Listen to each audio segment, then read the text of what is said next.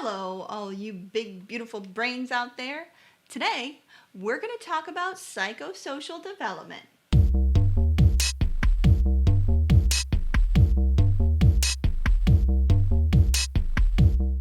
Before we get started, take a minute to subscribe to Psy vs. Psy. Help out your friendly neighborhood psychologist while I tell you about psychosocial development.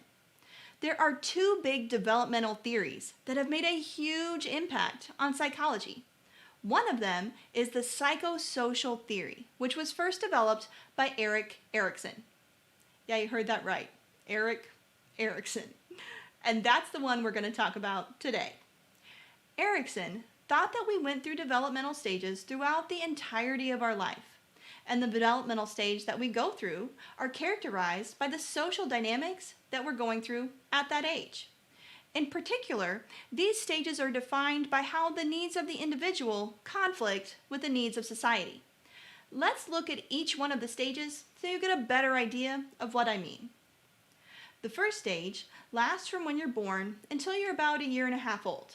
It's called trust versus mistrust. Babies are just learning about the world and what they need from the world around them. If the care that they receive from their caregivers is consistent and reliable, that baby is likely to feel very secure and to trust the world around them. But if that quality of care isn't there and the baby's needs aren't being met in a consistent, predictable way, that baby might start to not trust that anything is reliable. This might also play into the idea of attachment, which we'll talk about in another video. Stage 2 is autonomy versus shame, and it lasts from when you're about a year and a half until you're about 3. Erikson said toddlers who were properly supported during this time developed more confidence in their world and their role in it. They gained autonomy because of that increased independence and reliance on their own abilities. But if toddlers aren't given the chance to learn or feel like others are stopping them from having control over their world, then they lose self-esteem and might begin to doubt that they can get by on their own or feel embarrassed or shameful that they can't take care of themselves. Anyone who has ever been around a toddler can tell you they are all about independence and learning to do things by themselves.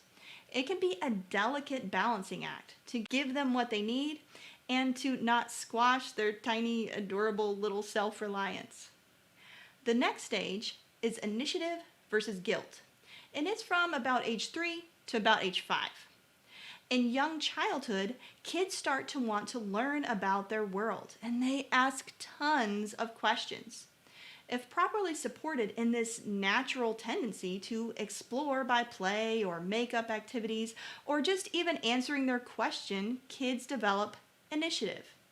That learning and initiative makes them more secure in the decisions that they make. But if a child is criticized for or denied that natural desire to explore their world, Erikson said they would develop a sense of guilt, which could impact things like their desire to learn and their creativity. From age 5 to 12 is stage 4.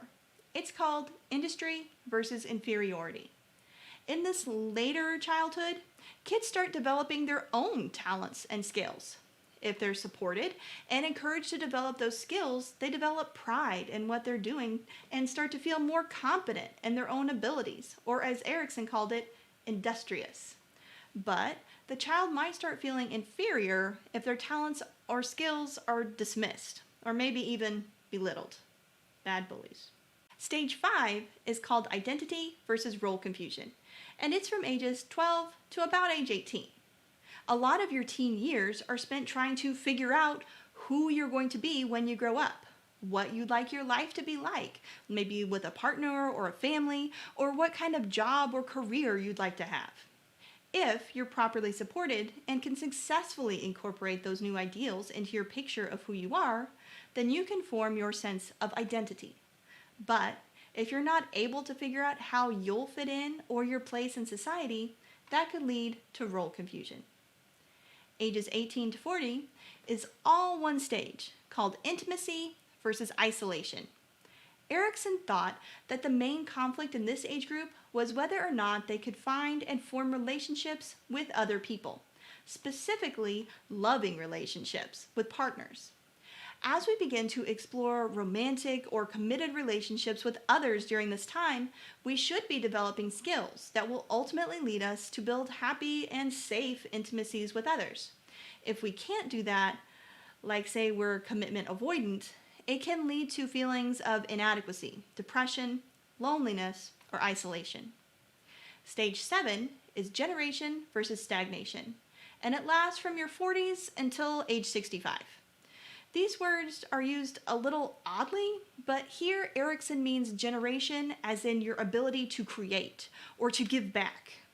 By getting involved in community organizations or activities, we're able to give back in ways that make lasting impacts on others and a feeling of accomplishment in our world. If for some reason we can't contribute to the world around us, we start to feel disconnected from the world around us, or, as Erikson would say, we stagnate. Erikson's last stage is called integrity versus despair, and it starts at age 65. This last stage is all about looking back on the life we've lived up to that point. Those who value the life that they've lived can look back proudly on what they've done and will feel a great sense of integrity. Those who feel a lot of regret over things they could have done better and maybe don't like a lot of the choices that they've made are often left in a state of hopelessness or despair. While Erikson's theory has been investigated repeatedly since he first developed it in the 1950s and 60s, and it's used as a framework for new scientific investigations, there are two big areas of criticism. The first was presented in a text called The Development of Children by Cole and Cole. It calls into question the methods that Erikson himself preferred to explore his theory. Erikson liked to use a method called the biographical case study, which can take a long time and can be difficult to generalize since they are individual case studies. The other big area of criticism is that Erikson's theory might not be as generalizable as he'd hoped. Some say the theory might be more relevant to those born biologically male, and the theory does definitely pay more attention to babies and to kids than to adults, even though it claims to be about the entirety of the human lifespan. I mean, stage 6 lasts from when you're 18 until you're 40. I'm not 40 yet, but I do know that I've changed a lot since I was 18. Like a lot. If you want to change a lot and learn all about the science of psychology, make sure you subscribe to Psy vs. Psy so you can get all of our other videos. Until next time, keep thinking, and I'll see y'all later. Bye!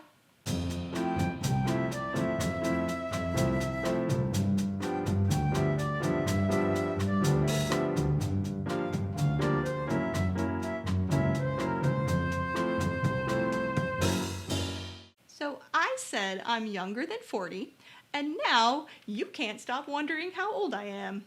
Well, I'm...